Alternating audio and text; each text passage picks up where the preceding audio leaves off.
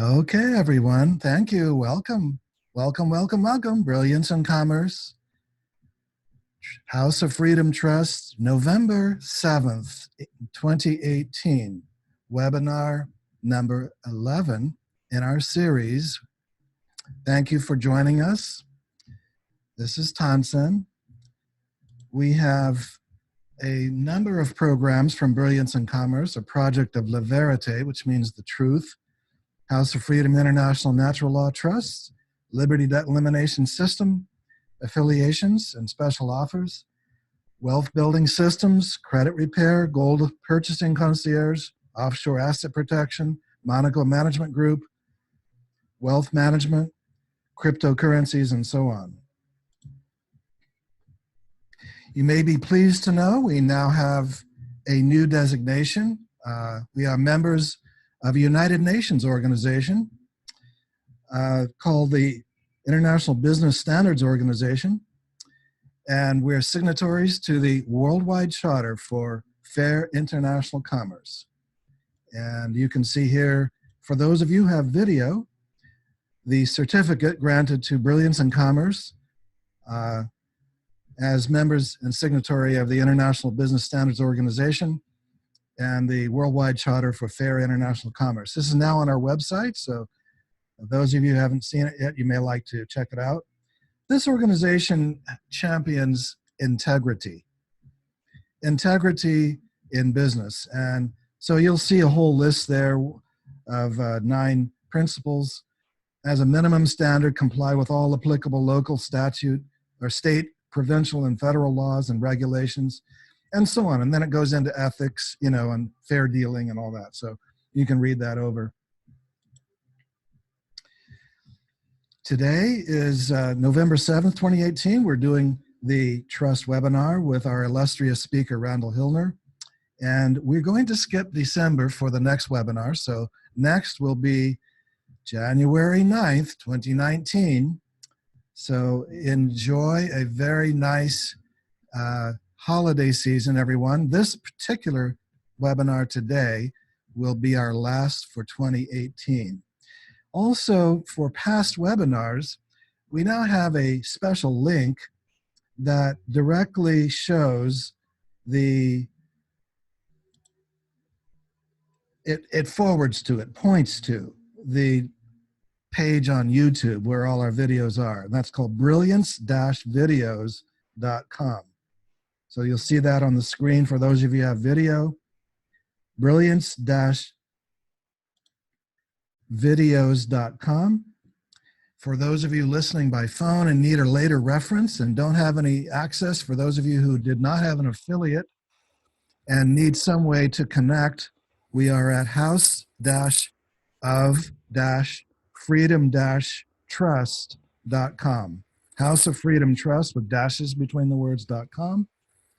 But we prefer if you had an affiliate who is your introducer to us to instead use that affiliate's link, please.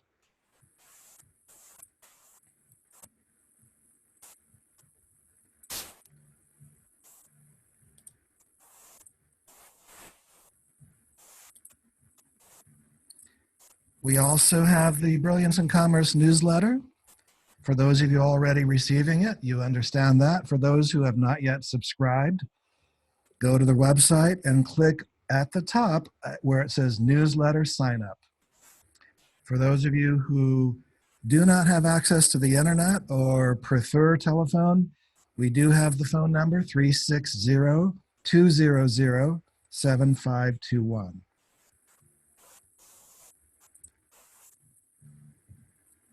My name is Tansen Fairmont. I'm the founder of Brilliance and Commerce, member of the Board of Advisors of Monaco Management Group, and a speaker on radio shows, former offshore investment seminars, author of Sovereignty Consciousness and Cosmic Renaissance. The topic, as you may know, is International Natural Law Trusts. We are the ones who designated the name natural law. It would not be advisable to go to an attorney and say, do you deal with natural law trusts? It would not be advisable to go to a bank and ask them if you deal with natural law trusts. That is a term between you and me. It's between us, okay? It's a respect for the universal law that governs the universe. And it is that respect that makes this one of the best trusts in the world, and that makes it one of the easiest for everyone to use without problems, without conflicts. So we have a brotherhood, a sisterhood, an international fellowship of friends, family members, associates, partners, affiliates, trustees, beneficiaries, grantors who understand the importance of a global standard that transcends local governments and a universal standard of law that transcends human laws and still harmonizes with the best of human laws in every jurisdiction without being subject to them, thereby leaving it sovereign.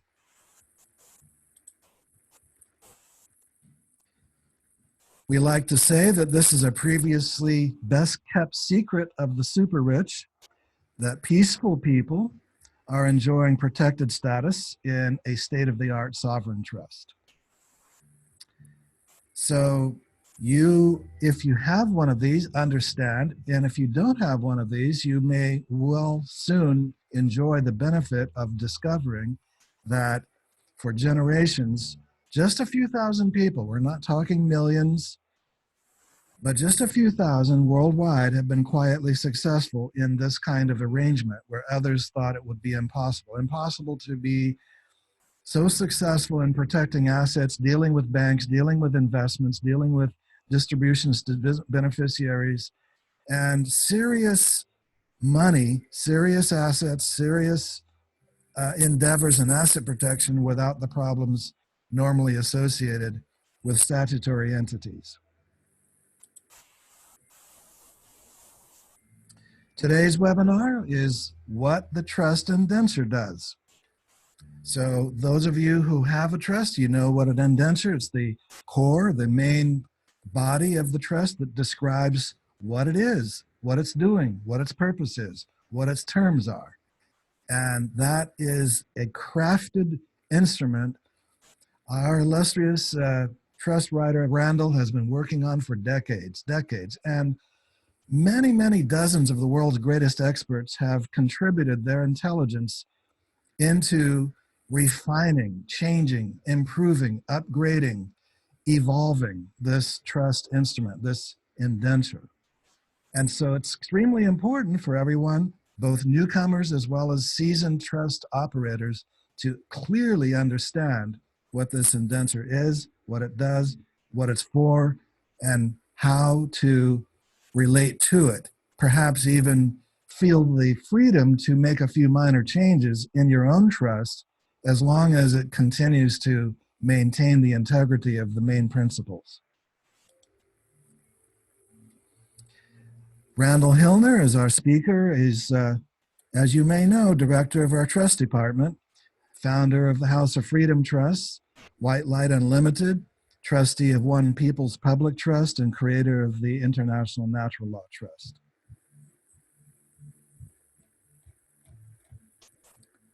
It is now very, very pleasurable to introduce you and unmute, turn the video on. There we go. Okay, you're on. And the video. There you go. How's that? Oh, all right. So welcome, everyone. It's an extreme pleasurable experience for me to be working with all of you and working with you as clients and potentially future clients. And Tanzan and I have been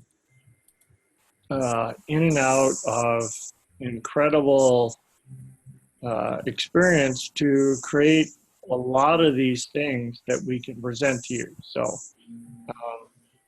I'm really glad to be here for this period of time. Randall, can you turn your video on so at least the thumbnail is showing? Oh, there we go. Thank you. Oh, well, Very good. Thank you. okay. Hey, who Hey, is that guy? hey. Jeez, he's ugly as mother. Okay, so I want to welcome all of you. I mean, this is such an experience for me to have the pleasure of working with uh, clients that I've talked to over and over again on the phone, and the potential future clients that we're going to deal with on the long run. And it's really an amazing experience to I get to know a lot of you on a personal level, and it doesn't mean that I'm stealing anything from you or whatever, but the idea is that I'm here, like Tanzan is here we're both here to educate you on how to make this all work so that you have asset protection and you're outside the system and you have a contract between you and your friends, and it's a really delightful experience. So I guess I can talk a little bit more, but what I want to talk about today basically is I want to talk about the indenture. And if you have a trust already, then I would ask you to, pull that out, have it available, and we're going to go through it. And if you don't have it, don't worry about it, because I'm going to just give you a gist of how it all works and what it is, because basically it's a contract between you and two other people, two trustees, or at least one. And so that lead in, authorization, name, and location. Okay, so we're on. Okay, so authorization is who authorizes this contract. It's between you and the grantor, or you if you're not the grantor, and the trustees, and then the name, and then location of where it is. So the authorization is standard. It's right there at the top of the list.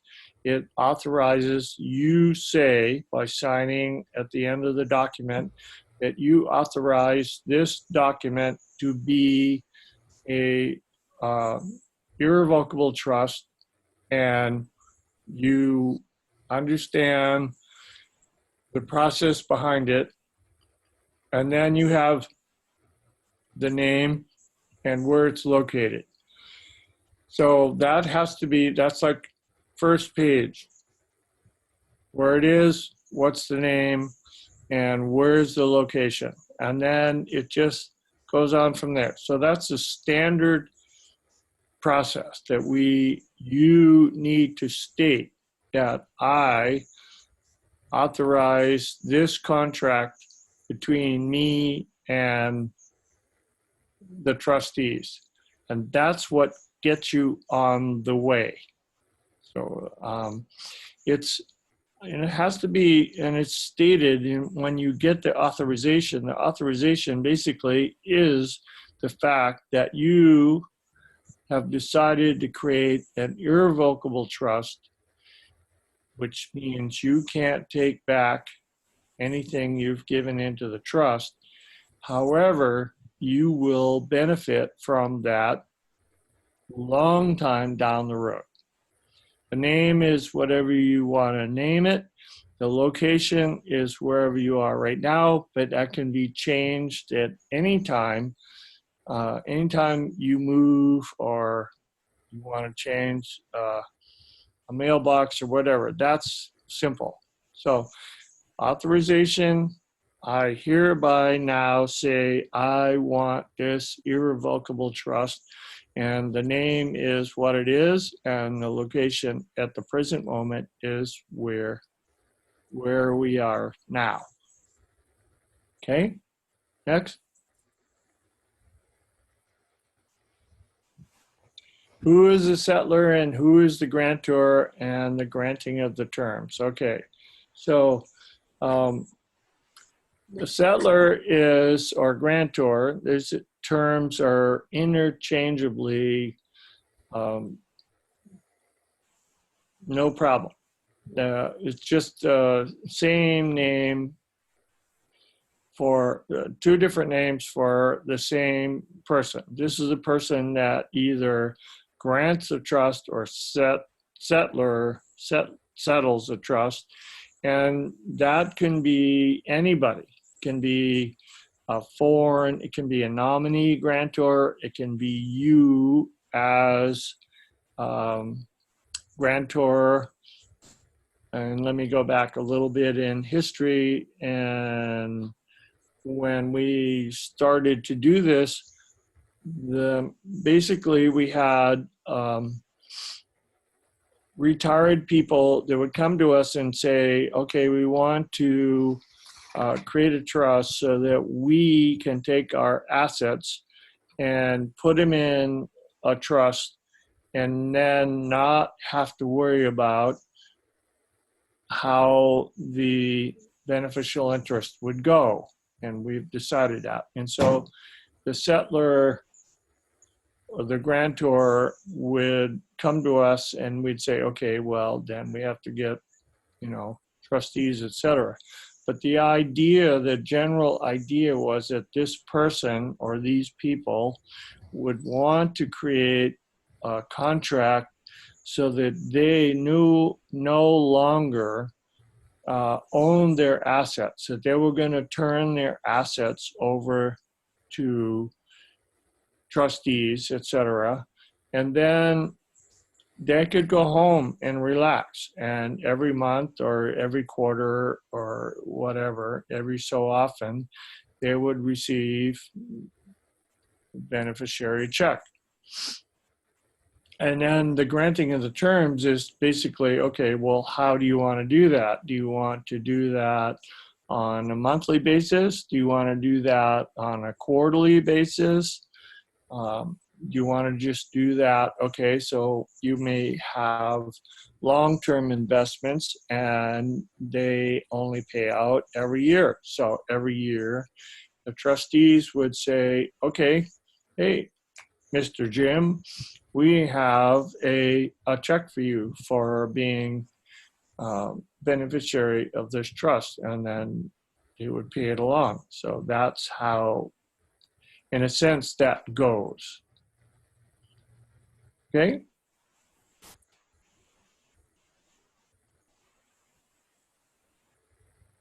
Okay, so the nature of the trust. God, that's a great image.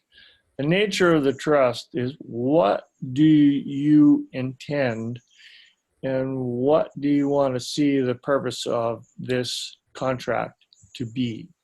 So it could be for your benefit, present time. It could be for your children and or potentially for your grandchildren.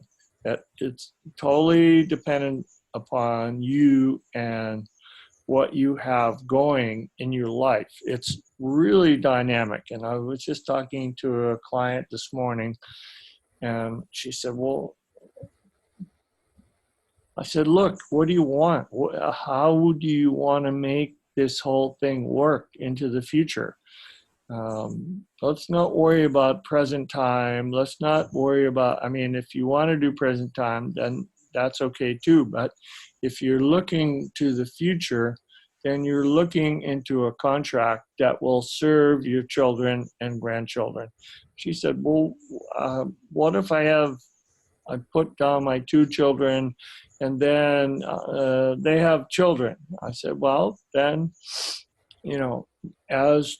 you just go to the trustees and the trustees will say, okay, we're going to say that a certain percentage is going to come to you on a regular basis and a certain percentage is going to go to the grandchildren or great grandchildren, because what happens is that over a period of time, children are born, people die, people come in, and what you have to get is the nature of the trust, and the nature of this indenture is that it's for a long-term process. And so it never has to worry about probate, never has to worry about anything outside, but it has to do with your incredible vision, especially if you have vision, a visionary purpose. Then you want to have that as part of who the beneficiary is. And it just extrapolates from there, and you have to get that. I'm not going to say who I talked to this morning, but it was like, come on, this is your flexible. This is what happens is that I give you a document, and I train you how to make this document work.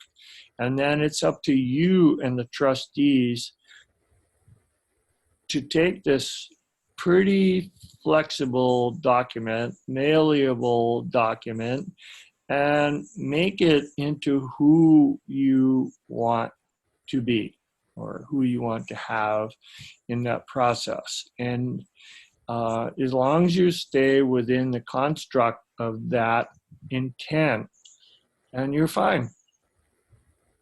And it just goes on and on and on.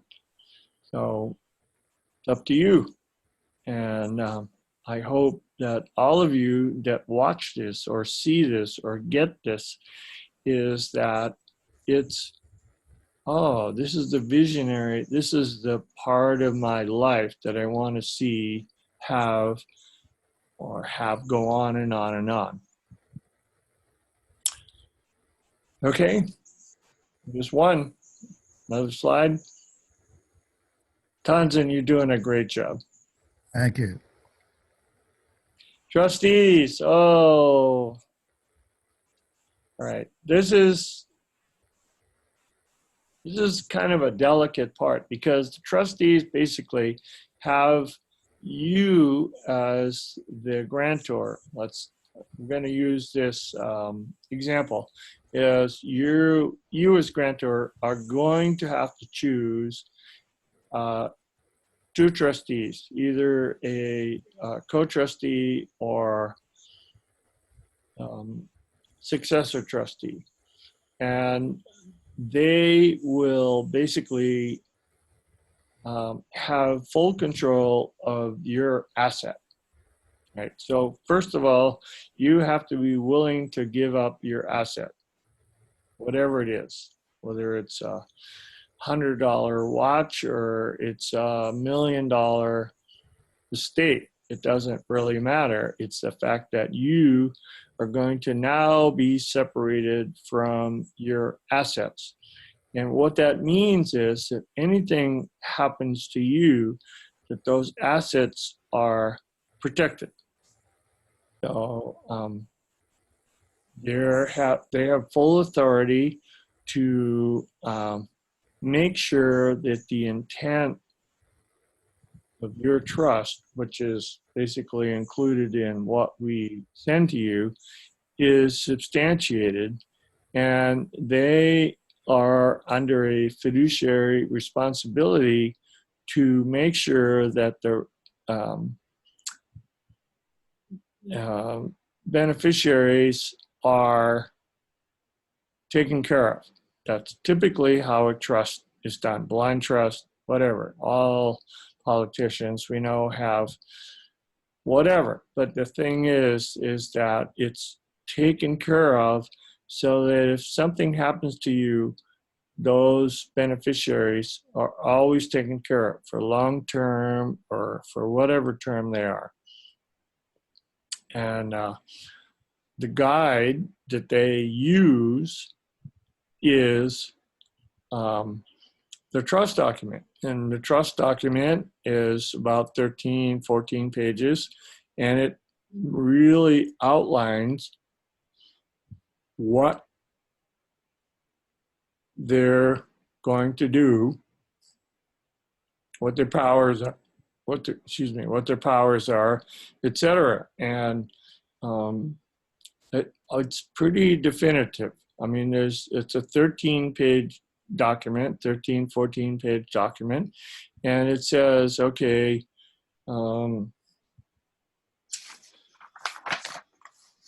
the intent and purpose and trustees and their powers, their guide, and then their powers are not general, but they are limited. But in the document, it says specifically what they can do.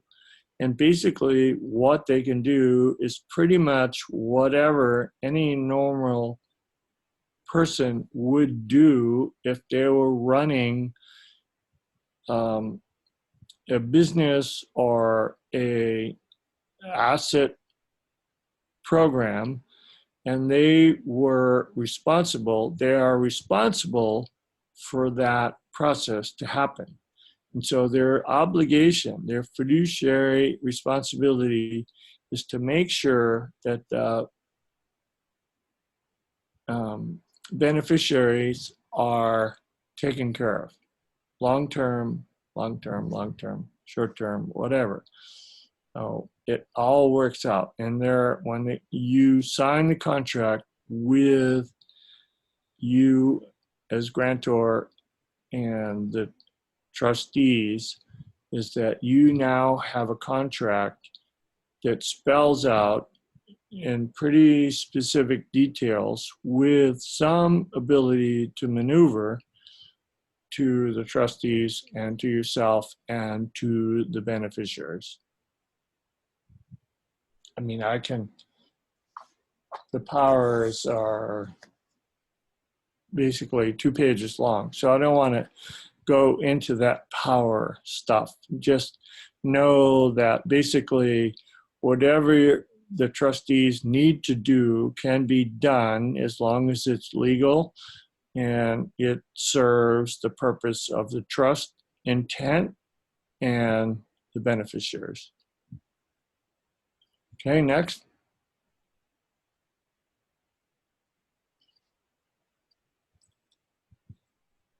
Meetings and duties. Okay, so if there's a lot of activity, then the trustees must come together and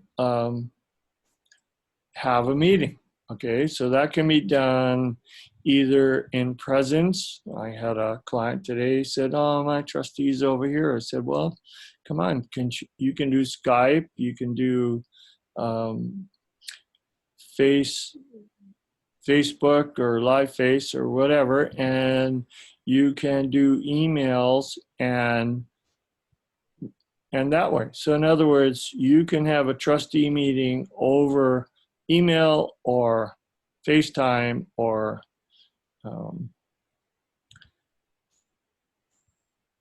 voice. I forget what it is. I used to talk to my son in Conference calls. Conference calls when he was in Dubai. We used to have I called him at 6 in the morning. It was 6 in the evening there, and we had face-to-face over, what's it called? Somebody, voicemail? No, anyway, whatever. So it doesn't matter. You can just pull it together and these things can be sent out through Skype. Skype, thank you very much, Cliff. You have the ability to pull this together, and it doesn't have to be in a face-to-face episode. In other words, it can be done in various ways. And I have a lot of clients that I say, "Okay, well, what is it that you want to do?" And they say this, and I say, "Well, write it down in an email and either send it to your trustees and get a response. And then you pull that response out, you print it out. If it's what you want, then you'll sign it in wet blue ink and maybe a thumbprint if it's really important to you, which is what I did in Europe all the time. And then you put it back into whoever it needs to go to, and it's done, and you record it. And so you have your own record. Every trustee has a record, and it goes out to all the people that need to have that process in their hand. It's very flexible, and it's very, I really like it because you can really do a lot of stuff, whether it's online or not. But it's like, I'm out here in Hawaii, and a lot of my clients are in the mainland or Europe or Canada or New Zealand or South America, apparently. And we can make sure that that all happens. The communication today is so really significant compared to what we had 20 years ago. And I won't go there, but we'll just say that that's what it is. And the trustee meeting and duties can either happen, in other words, in the beginning, if, well, we go back in time and just say in the beginning, the client would be the grantor. They would appoint us to be trustees. We would take care of everything on a whatever basis. And then we would meet once a year or twice a year, and we would open the book and we would discuss what happened. And then it would be signed off by us, the trustees, and the grantor, and that would be part of the trust book. And it would be accumulated page after page after page. So that's basically the trustee meeting and duties. It's a collaborative effort to make sure that the assets of the trust are protected. Next.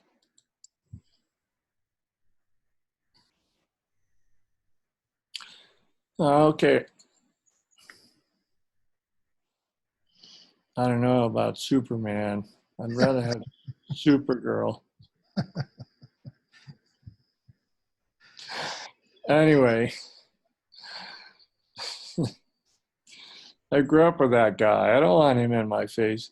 Anyway, the protector. So the protector, there's a clause, there's a paper, a page in your document that is a protector page. And the protector must be unrelated to you or the trustees.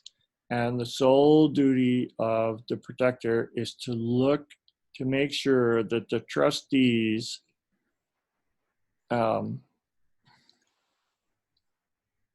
are online and there's no malfeasance on the part of the trustees. And if there is, then the protector steps in.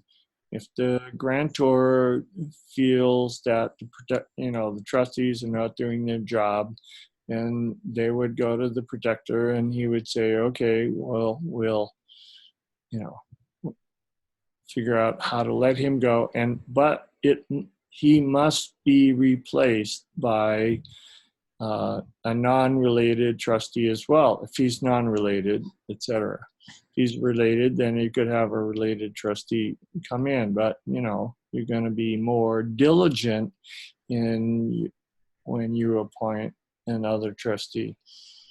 Management is basically when you're you might have a nominee grantor, in which case I leave the management open to whoever you want to come in and manage a project. In other words, some of you have asked to be a trustee or trusteeship, and that's fine. But what we have to do is make sure that that management ability is there at some extent to, let's say, have a big project coming down the line and you don't want to do it, then you have a basically a 2-page contract document that allows somebody to be appointed as manager, executive manager. Expenses, of course, are always come from the trust if it's a trust expense. And I think I've talked about this before, but I will make it a really poignant view that you must not use trust expenses to pay for your own personal items. Pay yourself as either a trustee or a manager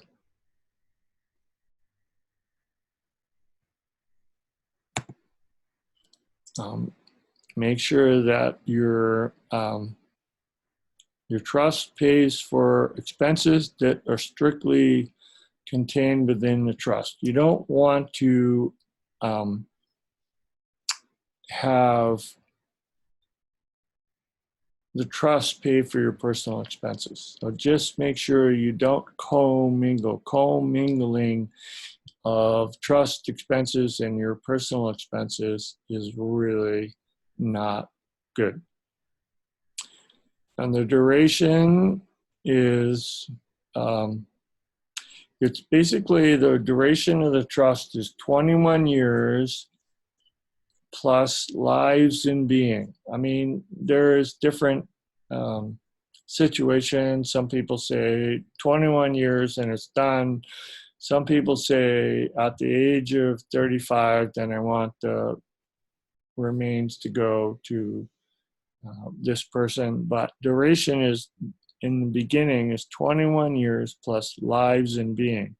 And what that means is if, let's say you decide on today and you have children, then it would be 21 years plus their duration of lives in being. So that's just a demarcation mark, that's all. It's fine.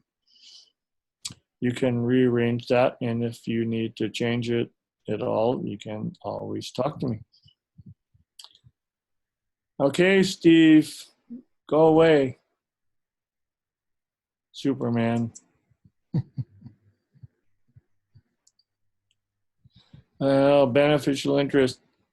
Wow, look at all of those beneficial interests. Wow.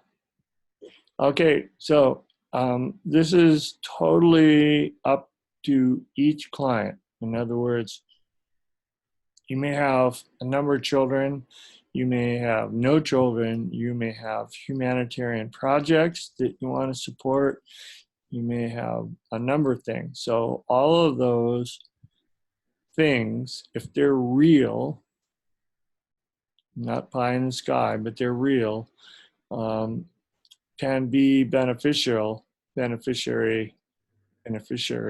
of the trust.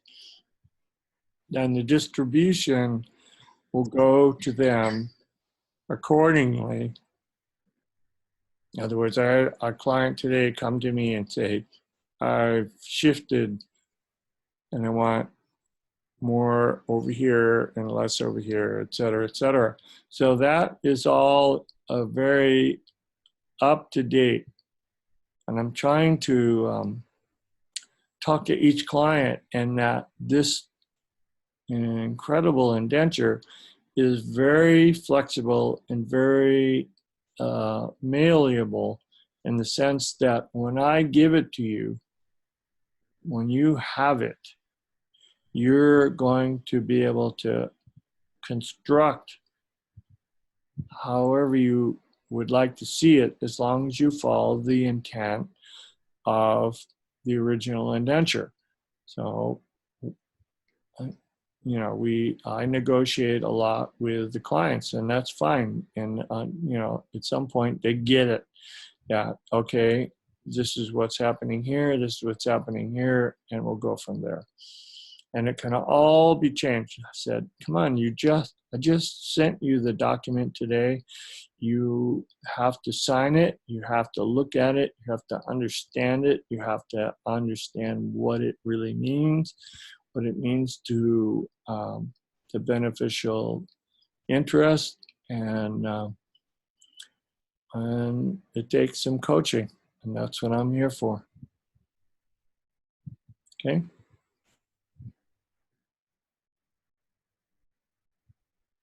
Third parties, yes. Okay, the really amazing thing about a trust is that it can give 100% of its profit to a charity and write it all off, where you, as an individual, can only give 50% without being taxed on it. So I'm just saying that contributions from the trust are 100% tax exempt. Just leave it there. Third parties are when you and the trustees deal with third parties, like you enter into a contract to, let's say the trust has a piece of property and it enters into having to negotiate to have construction done, reconstruction, remodel, or whatever, is that the third party can only look to the trust as its contract. Can't go into the assets, can't go into anything. So it really leaves, it's separating. I mean, this is a beautiful icon, Thompson, that you have. It's like this whole thing flows right through. And so nothing is really adhered together. It's very permeable, but yet, in a sense, when you sign a contract with a third party, then you are, if you sign as trustee or as grantor, you are confined to that contract, which is as the way it should be. When you sign a contract, then you're responsible. The confidentiality is that the trustees are under fiduciary responsibility to not say anything to anybody without a subpoena. So that's basically it. If you don't know what a subpoena is, then you should look up peanut butter. Okay. Next. Questions? Okay, everybody. Thank you, Randall. So we have 3 ways that you can ask questions, 2 of which, if you are looking at this by video on your computer or device, you can either click where the raise hand icon is, or you can type it into chat. And if you're calling in by telephone, you can press *9 on your phone, and that raises your hand, and then we'll answer you as soon as we can get to you. And Randall, we do have one already in the chat. Thanks for the invite. I am in Canada and interested in this type of trust. I have read but a while ago. Question, what is the trustee fees? And also, where would the trust be set up or in which jurisdiction? If you're in Canada, you would have to establish it in Canada. You can, well, it depends where your trustees are. If you have Canadian trustees, then it would be in Canada. You can have a Canadian address and you can file for Canadian revenue tax, so you can go into the bank. You can file for a foreign grantor trust EIN number in US. I mean, it's long, complicated, but it's the same idea is that you're basically going into a contract with, let's say, fellow Canadians. Long as you long as you all play hockey together, I guess that would work. So that's the basis of that, is that it can be anywhere. I have people in Quebec, I have people in Alberta, Quebecians, and everywhere else. We have people in South America, we have people in all over. It's happening all over. And also, the location is not the same as jurisdiction because it's a sovereign trust. Location is just where the paperwork arrives. It has nothing to do with jurisdiction. Jurisdiction was where you do your business, I guess, or hold your assets. And that's a question beyond this venue, but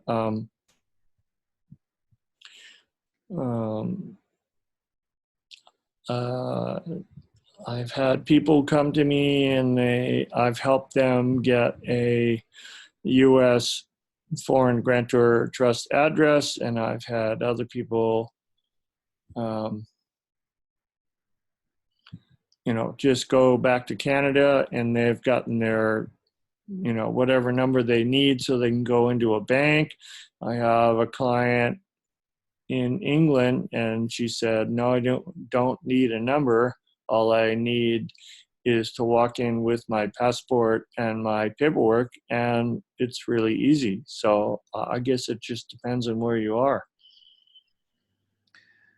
And she also asked about trustee fees, and I guess you could just explain how there are, 3 different ways that trustees can be appointed.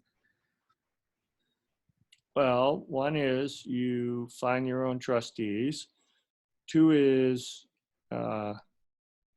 you ask for help. And 3 is there is a trustee service that we, or Tanzan specifically, offers off his webpage.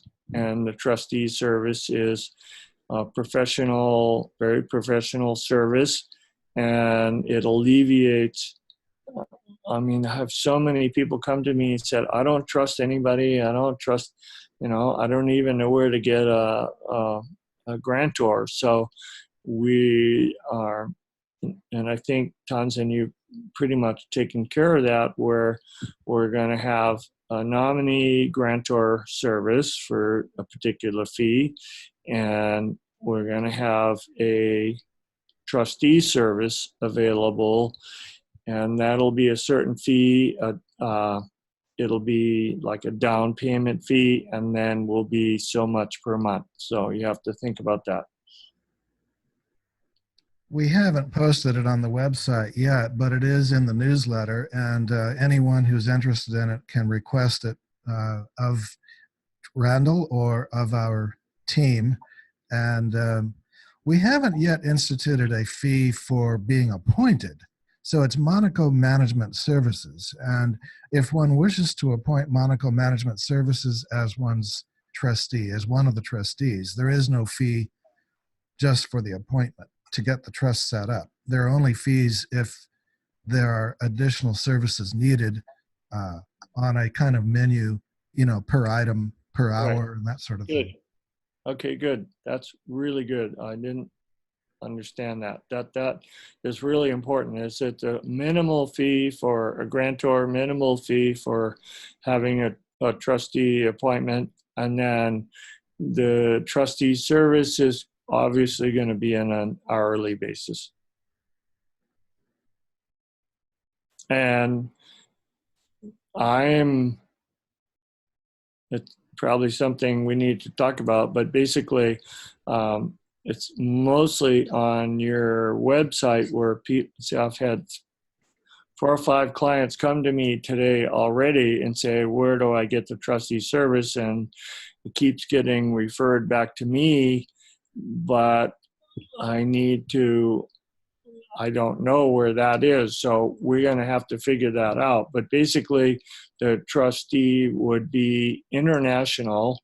It could go anywhere, can work in any country whatsoever, and we'll go from there. So this is preliminary for us, and we're just starting this, and it's really auspicious that we're doing this, because it's, I mean, for people who are just knocking their head on the wall about, I don't have anybody that I can trust. So now you have a professional, warranted trustee service, which we'll have. Okay, next we have, do you guys have any case studies to show that people have unsuccessfully tried to sue this kind of trust? I haven't.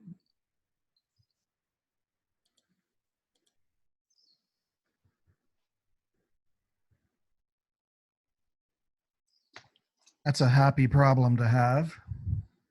You know, I had a client call me this morning from offshore, and he said, "Oh, seeing all this junk about you guys." And I said, "Well, send it to me so that I can respond appropriately to what you think is there and what is the actuality." So obviously, there's going to be stuff coming down where people are unhappy or whatever, but there's never been a legal issue with what we're doing.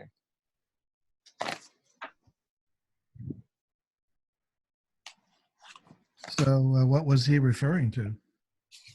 Must have been some other organization.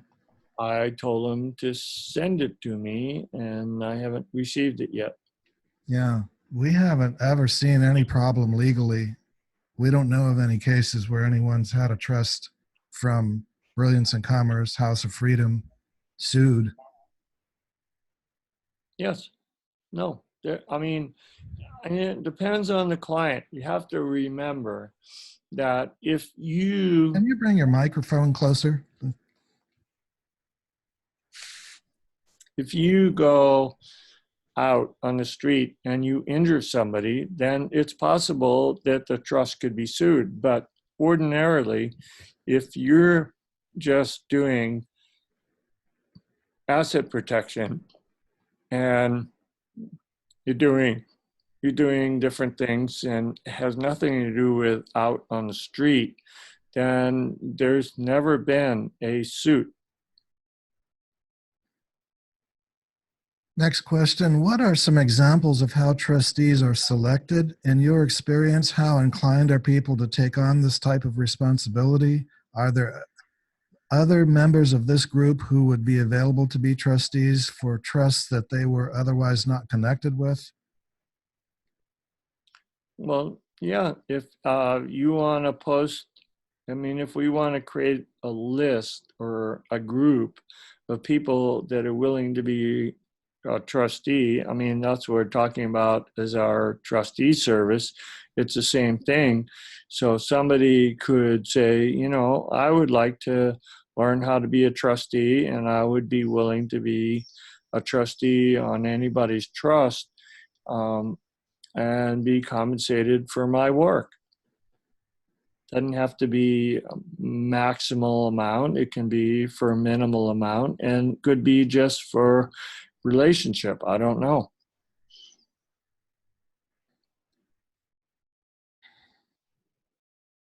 And next, I have written into your email support, and they did a good job of answering my questions, but I noticed they can never provide any links on where I can read up about this trust anywhere on the internet other than your website. How can I be sure this kind of trust will hold up to scrutiny? Well, you know, unless you want to buy the trust document, you know, it's not going to happen. I mean, and it's not about what the pages of the document say, it's how you and the trustees handle the business on a daily basis. It's really just a piece of paper. In a sense, it's well structured, I might add. It's been around for 35 years, and it's how you handle it on a daily basis that's critical. It's not the paper, it's you as either a trustee or a grantor. I might add that this question stems from statutory thinking, conditioned and brainwashed by the way most of our society is operated, and you have to get your mind out of that.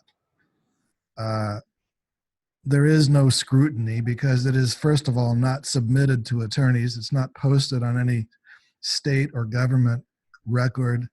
It's not public. It's a private contract. Right. And it follows international contract law. Yep. But like Randall said, there is no scrutiny of the document itself. If there ever is any scrutiny, it's over the actions of the trustees. Exactly. And that's what I pumped over and over and over again into the client, is that it's really important that every action is written down. It's like a captain on a ship. You need to create a log of everything. Every time you turn the rudder, you have to record it. You have to have a log.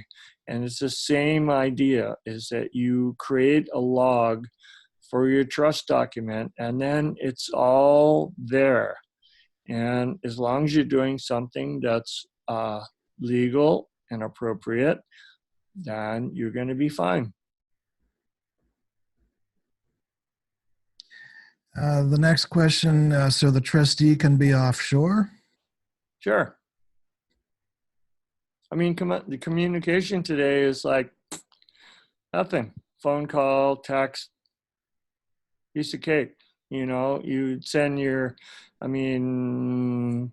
we just went through this DocuSign thing. I mean, you can DocuSign anything now online. So there's no sense of, oh, my trustee lives over here and my trustee lives over there. No, you just have a computer and you get DocuSign and you send an email and you say, I want you to sign this, and they DocuSign it and they send it back, and then you store it and it's done. I mean, it's done all over anymore. I would only add that if the client wishes to have a bank account for the trust, that the banks will usually require the trustee to be signatory on it. Well, at least one of the trustees, yes, right. So if the trustee lives at some distance, he or she may need to fly in and appear in person at the bank to open the account. We've heard of some banks that will open accounts remotely, but we haven't tested them yet. It's mostly the case you have to show up physically. Well, the U.S. banks in particular, I ran into that problem last year, and I had a really, really copacetic banker, and she signed all my stuff via FedEx. And then the bank came down and said, we can't do this anymore. And they basically dissed her. And so now I have to go to the mainland if I want to open up a mainland account. If I working on a couple of accounts here, but they still want the trustee to walk in as well.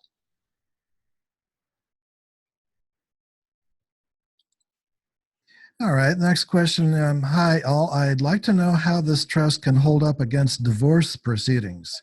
I was also told that when writing a prenuptial agreement that I have to provide full financial disclosure. Does that include having to disclose this trust?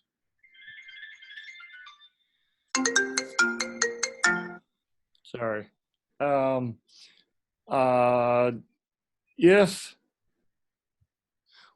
Yes, if you've taken something out of the relationship, get back here.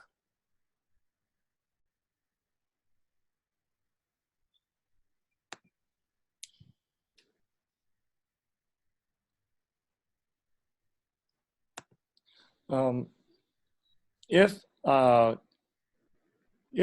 you set this trust up before a divorce, then you would only have to say that, yes, I have a trust and I might have a beneficiary, but there's no necessarily agreement to disclose what's in that trust. That's why Kennedy's and whoever that line of presidents were that we've had for the last 20 years, they never disclosed anything other than they have, oh, I'm sorry, I have a blind trust. I don't know anything about it. So I'm out of here.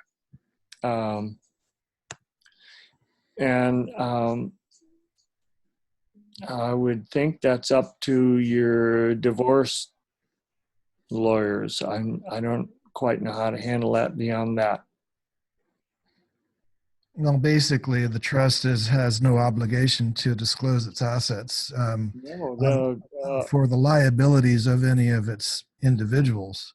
no way. In fact, the trustees are under fiduciary responsibility not to disclose anything about the trust unless there is a court subpoena. Yeah, usually the issue is regarding individual liabilities, not trust liabilities. Right, exactly.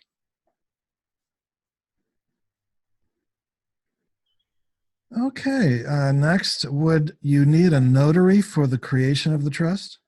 No, the only time that I have a notary on the trust document, 35, 38 pages, depending on what you've got involved with it, is for Addendum Schedule A, which is for foreign currency, which date stamps the fact that you have assigned your foreign currency to the trust. That's all you need.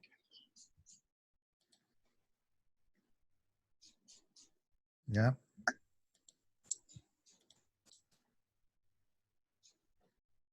Okay, next, does the indenture contain a clause declaring that the trustee is not liable for actions of the trust and the trust is not liable for the actions of the trustee?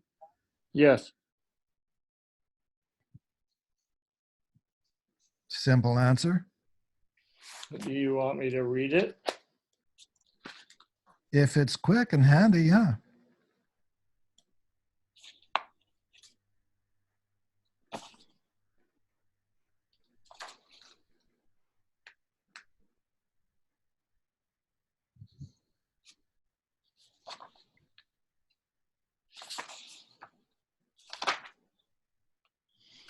Okay, so here it is.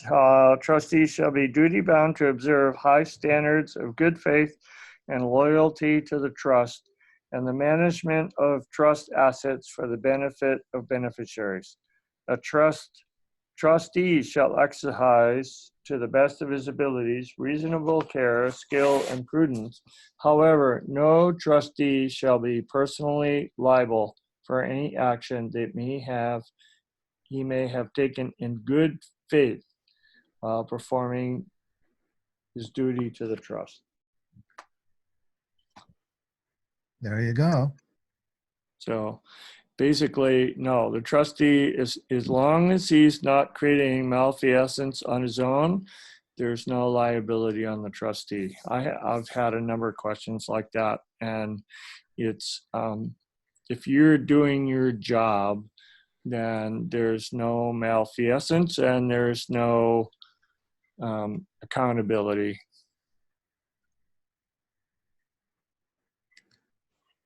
I'm not sure what happened to your video, Randall. It seems to be stuck on a still image. I don't know if that's the case, how it's showing for everybody else. Oh, there it is. Okay, it's on again. Now, we have adding to the divorce question. I would prefer not to disclose the trust. However, if I have lots of money in the trust and I have been living off of it as a beneficiary, then wouldn't the ex-wife be entitled to some of the money in the trust as someone who was living with me? that wouldn't occur unless that other person is also a beneficiary. I mean, that person might be able to tag part of your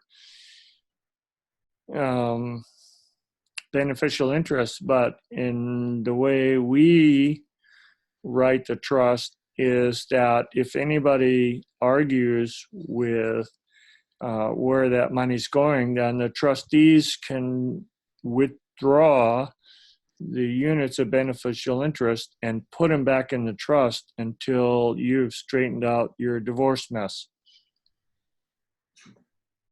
That's called asset protection.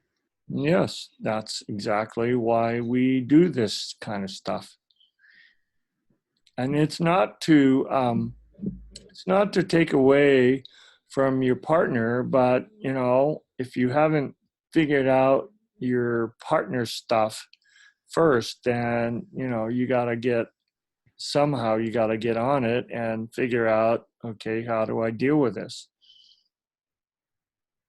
I mean, it's like anything in life. If you're in a contract and you want to break it, then you got to figure out how to break it on an equitable basis. Yeah, of course, obviously, one ethically would want to be fair and generous. And at the same time, the instrument, the trust, gives one control over over what one distributes. Yeah. Well, and the fact is that maybe this trust was set up before the marriage happened, and so accordingly, the partner does not, if she's not a beneficiary, then she would have no control over the equitable interest in the trust. Right.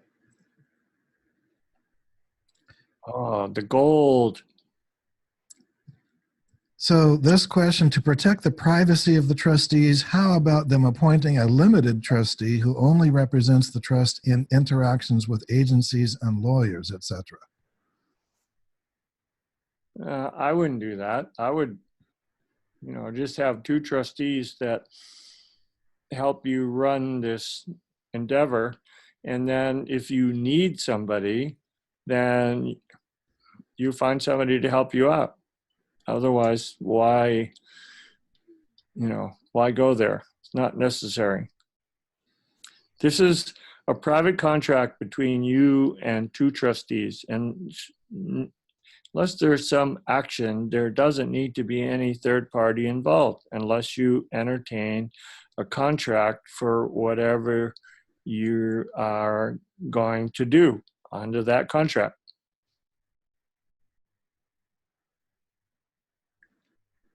We have a hand up. JB is calling in. You are unmuted, JB. Are you there? Yeah, hi. Can you speak up a Hello, little louder? everyone. I have several. Can you hear me now? Yes. Yes, JB. Hi, JB. Hi. How are you? I I live in haven't spoken to Hawaii. you in a while, although I left you a message. When? Okay, I have about 3 or 4 questions. I go about 4 or 5 days ago. I put it on your cell phone, but anyway, I have several questions. Somebody recently. Oh, I figured. That's why you get a client call about 3 times a day. Right. Well, I have disposable. I have a disposable question. have disposable phones. They're probably the best. A track phone. What can I do for you? Okay, I have about 3 or 4 questions. Is that okay? Can you hear me? Townsend, yes. Can you hear me? Loud and clear. Okay. Somebody recently told me that you cannot wire out an irrevocable funds from an irrevocable trust. It's illegal. Is that true? Like, let's say you want to wire millions of dollars out into another trust. No. And they said they said it's not illegal with a revocable, but it's illegal with an irrevocable. Are you Not sure? true, JB. Okay, well, they're reading it from a trust document, which I'll send to you. Okay. I don't care. My trust document says that you can take any of this money and it can give it to any place it wants to give, as long as it's a paper trail and it's accordingly to the trustees. Okay. I ditched my grantor. JB, what irrevocable basically means is, and what that person may be confused about, is that the settler, having made a transfer of assets to an irrevocable trust, cannot then force, by legal force, those assets back to the settler or grantor. Himself, exactly. Perfect. That's all that means. It doesn't mean the trust can't wire funds out. Well, No, explain that a little bit further. Huh? The trust has got to do business, right? If I'm going to do business in Indonesia or Japan or Europe, I've got to be able to wire money out. No, but what is this with the grantor? Because the trust, you don't have to have a grantor. You can ditch the grantor, and they can pass the trusteeship onto you, for instance, and they no longer have a function. So how are you defining this, Tanzan, where there's a What do you mean, JB? The grantor relinquishes all control on the signing of the document. So the grantor, she has no control to pull back any kind of asset from the trust. However, the trustees, and maybe the grantor is a manager and doing some really good projects, that management and the trustees can enter into any kind of contracts anywhere in the world. Okay, but in my situation, I do not have a grantor at all. So what? Relinquish the grantor. You don't need a grantor. Okay. Okay, that's good. But that's fine. I just wanted to know, because you mentioned that this is a non-grantor trust. It is. So it's an irrevocable. No, you're confusing some words. It's an irrevocable trust. That's all it is.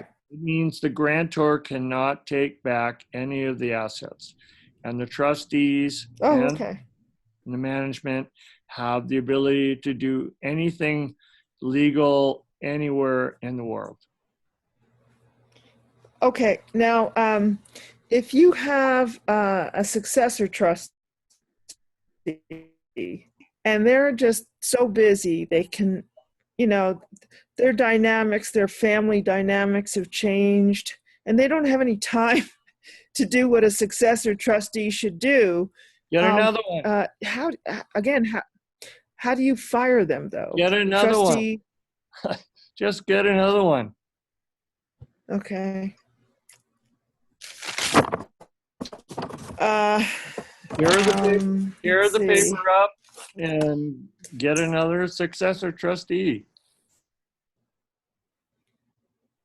Well, I mean, it's just their names are throughout the trust document or in places. Okay, so that was in the past.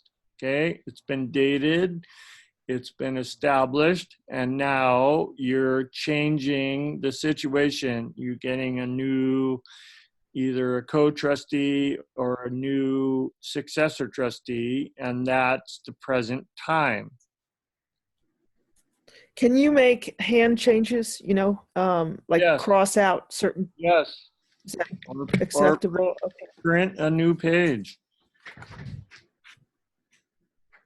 Okay, good. Okay, I think that's all I have. Thank you.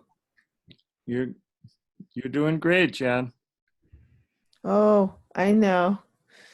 I'll get it as soon as I put the operations through. I find that's the problem for me, is knowing how to work the trust.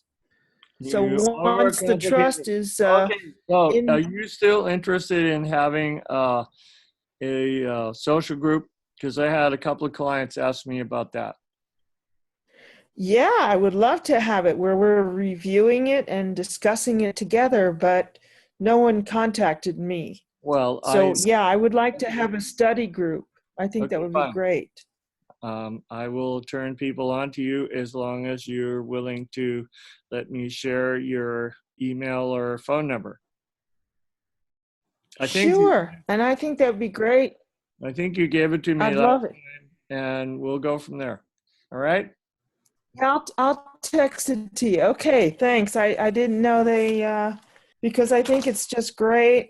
We can go through it and what their interpretations are with it, and then come Great. back with questions for you or Tanzan, you know? So sift through this thing. But operating the trust, once you physically operate the trust, everything falls into play. Right now, it's just, it's just like reading a textbook. Well, of course. I want to be able to use it. Of course. Yeah, I want to be. I You can say understand. that. I understand. You can say that. You've used different trusts for 40 years. It's not that easy for those people that have not worked this trust and with lots of money. Jan, it's really simple. It's just a contract between you and the trustees. And you just do it like you would do a business. It's not No, I'm complicated. sure. I Well, just don't you want said you to get convoluted on this. So let's leave it there. You can do it. I know you can do it. You're an intelligent woman. So let's leave it there. And then I will send me your phone number, your email, and I will make sure people get a hold of you if they want to have your group, because I've had a couple of inquiries about that. okay. Now, one more question. The grantor nominee that you can pay for on the outside. Would I ever need it?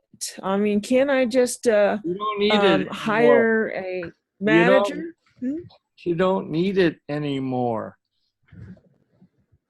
You don't need, once the original document is signed, the grantor has basically relinquished all control. The grantor is not needed anymore.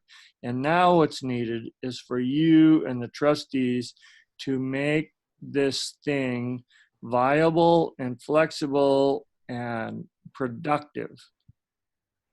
I understand, but both you and Townsend spoke about the grantor being pivotal in the trust. This could be a different kind of trust, or you're adding the grantor. No, only in the when beginning. would you have it? But when would you hire a grantor nominee? You need to have a grantor to create the trust. Okay, that's all. Yeah. Oh, okay. From the beginning. Okay. Okay, fine. Once it's signed and he relinquishes control on a certain page, then he's done. Okay, good. I mean, I thought there was some other function because you interchanged that with a manager. So I thought once you needed a manager for a certain task, then you would hire a grantor nominee. I thought that was interchangeable. JB, if you play the role of the grantor, then you sign off. You can change hats and also play the role of a beneficiary and also play the role of a manager. But other people choose to be trustee. If you're trustee, you cannot also be grantor. And so those are the people that need to nominate a nominee grantor. Ah, I see. So I can also hire a trustee so that I'm not a trustee. Yeah. And this way I can be grantor and beneficiary. Why would you be grantor? You don't need to be grantor. You want to be a beneficiary, and grantor stuff is over once you've signed the documents. Well, The grantee. I just know so many people.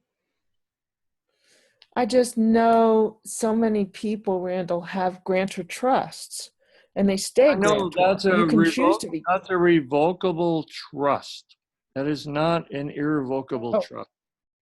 Yeah, and it's not oh, worth the okay, paper good, it's written good. on for asset protection purposes. Right. Okay, that's my understanding also. So great. Okay. Don't think there's anything else that I have here for you. Well, we have some Um, other people waiting for questions. If you want Thank to you. ask some more things, Okay. be All sure right, to Jan. raise your hand again. Thank you. Thank you. Okay, so next we have is transferring assets from one natural law trust to another natural law trust a taxable event?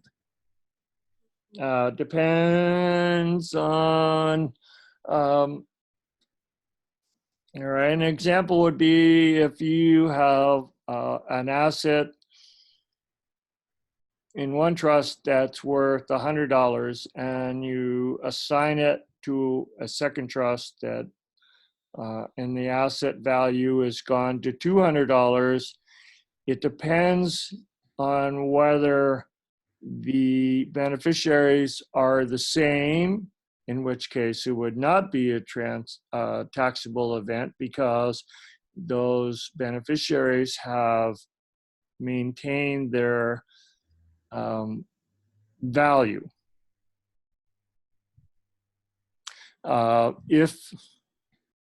If you have an asset for $100 and you sell it for $1,000, then the trust may have a taxable event which could cause the trust to have to pay a tax. But as long as you transfer an asset to another trust and the same beneficiaries are in place, then it's a non-taxable event.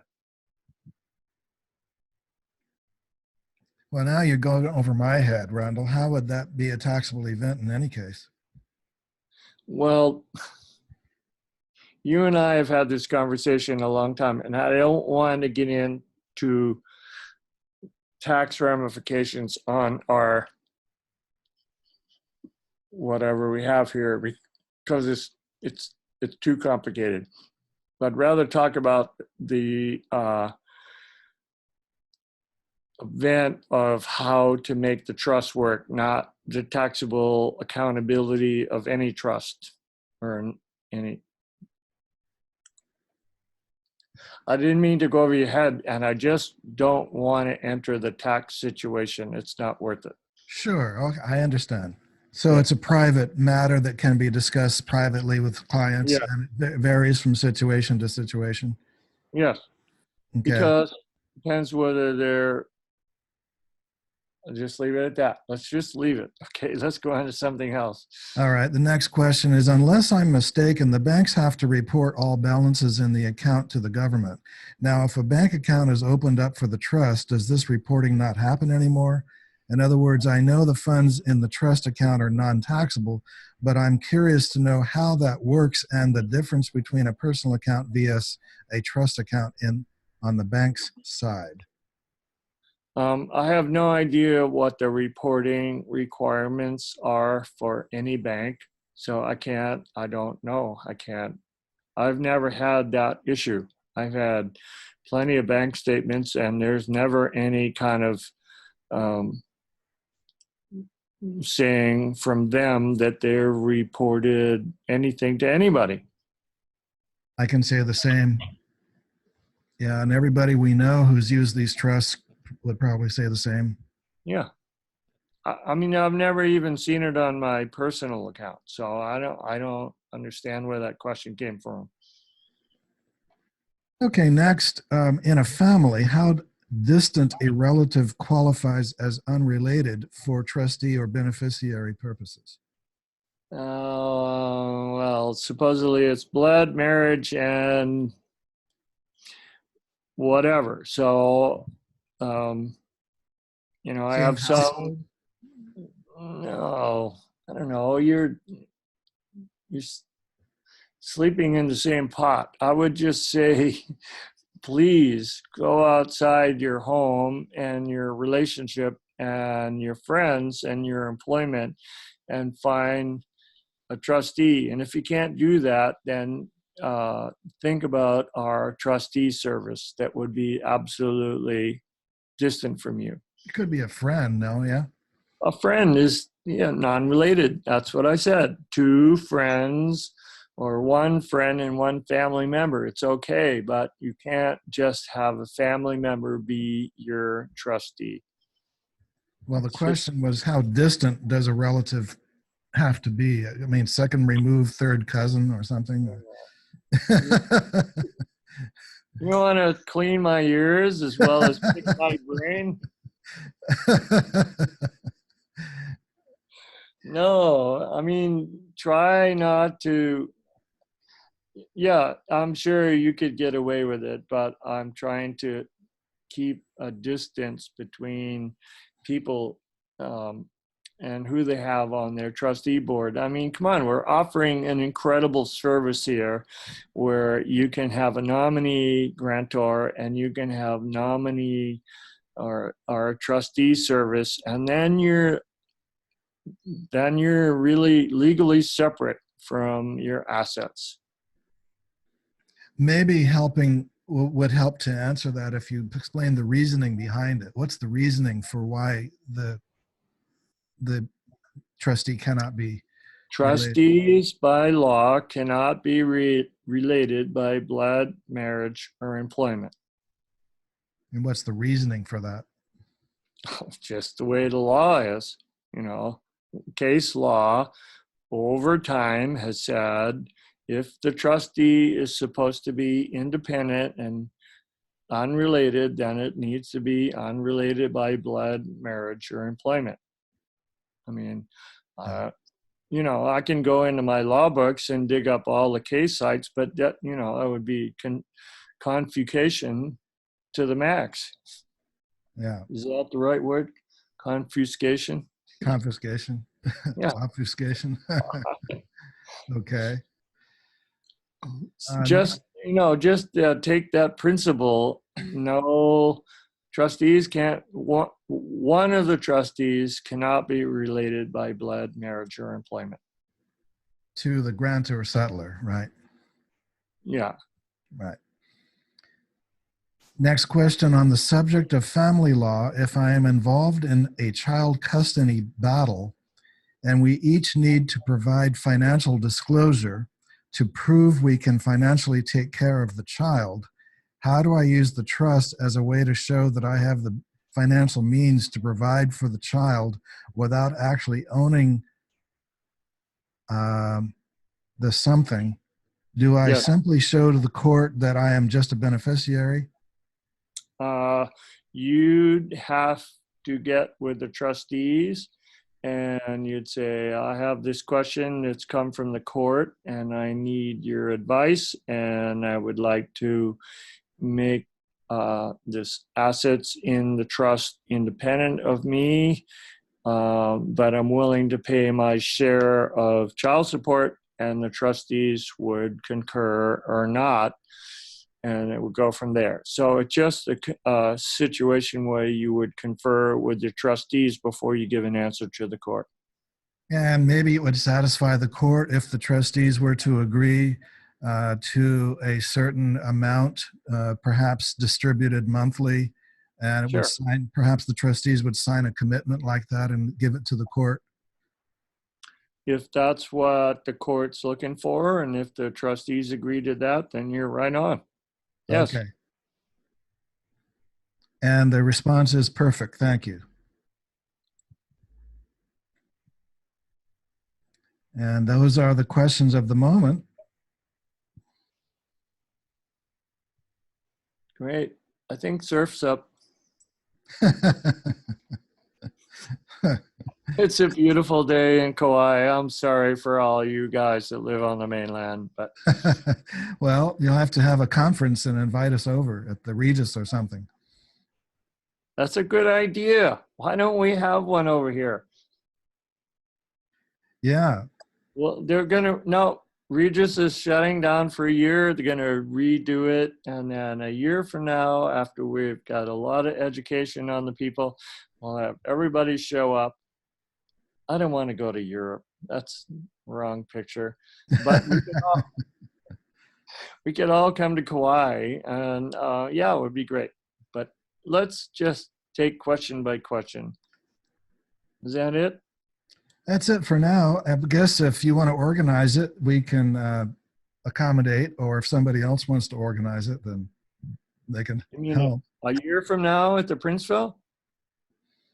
Why that long? Because it's closing down. I'm sorry. I just told you they're closing down for a year. They're going to remodel it, and it's going to be a minimum $500 a night. Oh, St. Regis? Yeah, of course. Ah. Anyway, Well, all there right. are So other resorts. by that time, I may have a house on the beach, and we can do it there. We can also do a cruise around the islands. Ah, absolutely. A polyester pantsuit cruise. Okay, everybody. We have today being November 7th. We also have our next webinar, January 9th, 2019. And for viewing past webinars, go to brilliance-videos.com. For those who do not have a trust and wish to purchase one, go to the link provided to you by your affiliate. For those who need general information and don't have a link, use houseoffreedomtrust.com with dashes between each of the words. And we have a lot of other services as implied. We have a lot of other products and activities and information. Subscribe to the newsletter if you haven't already at that website. Click on newsletter sign up. For those who don't have a phone number, 360-200-7521. It's our company number. Randall, we have someone saying, hi, I have a question, which is of topic. Okay. And that's from Victor. But Victor, that's all we saw on your chat. So if you'd like to squeeze in one more question, perhaps we can entertain it before we close out. No worries. Someone else writes, thank you, lots of love. Thank you for that. We appreciate it. It's returned to you. It's mutual. We're very grateful for everyone who has been participating. And Randall, you've been telling me continuously how much you enjoy the clients. And I think they'd enjoy hearing you say that. I do. It's amazing. I mean, I just love it. Marissa often comes in and smacks the door open. She said, you've been on the phone for 2 hours. Come on, I need some time here. And so we go back and forth on that. And is she jealous that you're more in love with your clients than with her? No, that's not. We've been together too long. That's not the issue. Okay. He just says, come on, you've been talking too long. Come and talk to me a little bit. So I do, and then I go back to my clients. But what was the question so we can... Okay, Victor says, I bought a debt elimination package and I'm from the UK. How do I edit to suit the UK system? So Victor, that's a question not pertaining to our trust webinar. Right. Would you please be so kind as to send that in to our ticket system? You've been given in your Liberty system a link for tickets so just send that ticket in and we'll be happy to take care of you. Truby writes, says, how does a trust take ownership of agricultural land, a farm, and how do I separate the homestead, the house, because they are two different entities? Easily. You have a deed for each one. Okay, so I don't know whether you have a trust or not, but let's say you have a trust, ABC Trust, and you want to assign the land and the house to the trust under separate deeds. So you would write a document, you and the trustees would write a document, and you would say, we're assigning ABC land document to the trust, and we're signing BCD household to the trust. And then you need to go down to the county with a trustee and say, we as trustees are going to record ABC land doc and a BCD house doc to this trust. We want to have it recorded in the county office. Yeah, fairly simple. It is, but you got to go to the county, got to separate it out. You got to have, when we were in California, we had to have a meets and bounds land survey document, and that was one document. And then I don't know what it's like in Hawaii, but I think it's similar, and probably everywhere you have a land document that has the parameters of what the space is documented, and then you would have a deed for the house, and you would take them to the county and they would say, okay. Well, it looks like some more questions have come in before we wrap up. Once my trust has been set up with my child as beneficiary, if I have another child anytime after the trust has been set up, can I simply add a beneficiary? Do we Yes. also have the power to remove beneficiaries? Yes to both. Yes. It's just a yes to both. You and the trustees must just put a minute in that you've added another beneficiary or you have taken off a beneficiary, etc. Peter comments, thank you. You are making it like no big deal. And yes, Peter, that's the difference between statutory entities and especially the House of Freedom non-statutory version of the trust contract is dumb it down, make it plain English so anyone can understand it with a high school education, keep it simple, and it's way more powerful that way. It's actually been more effective, less trouble. People tend to think that if it's more complicated, it must be better. And we disagree with that.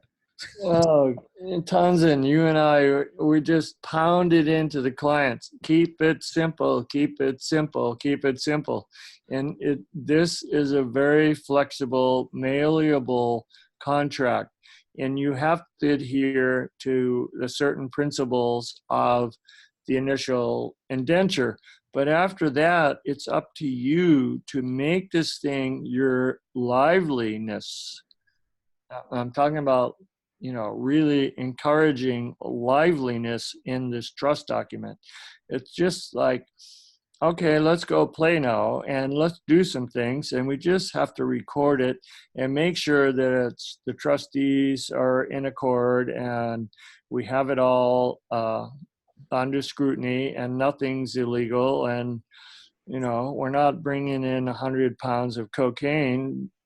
That was in the 80s. We don't need to do that anymore. So let's just bring in the age of enlightenment instead. Absolutely. JB asks, do you ever turn over any part of a trust to a title company for insurance, etc.? If so, what part? I think she means the pages. What pages? I need to see that question again or hear it again. Well, like a title company for insurance, say on a property, and let's say the trust owns, I'm assuming this is what she means, assuming that the trust owns a property and you want to take out insurance and the Sure. title company needs to see the documents of the ownership. Right. So you and the trustee, one trustee at least, would go to the title company and say, this property is owned by this trust and we want to take insurance out on the property, and there it is. And we would never want to present the entire trust document to any institution, but what pages from the trust would be relevant there? Well, this is another one that we go through. In the old days, you didn't have to take anything but the abstract, and now a lot of the bankers want to see the whole trust indenture. And so what I encourage the client to do is to put it in the 3-ring binder.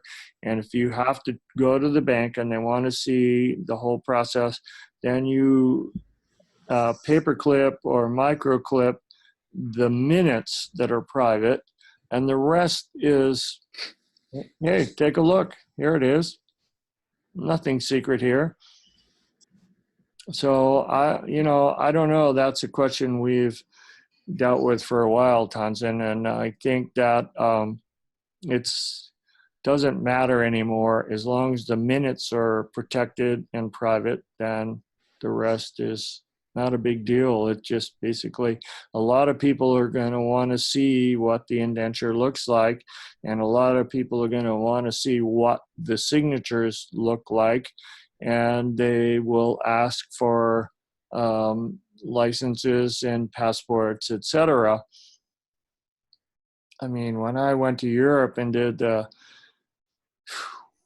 we did all that stuff. I mean, we had to present passports and licenses and fingerprints. So I don't know. It's like everybody wants a different story. And I have a client in Mexico that I have to deal with because they say they don't want to deal with it. And I'm saying, well, it's just a contract. Just tell them it's a contract. So I'm trying to deal with that. And Canada's been easy. Europe's been easy. The girl in Europe said, oh, all I need to open up a bank account in England is my passport and the document. So she's fine with that. So I don't know. It's like it just changes everywhere you go. There's different people want different things. And like I said before, when I was in California in the 80s, as a general manager, you could just walk into the bank and open up an account. And now they only want to do it if the trustee is there. So it's changing, and everybody that's doing this needs to be flexible and open to coming back to me if they get stuck and saying, what do I do here? What do I do here?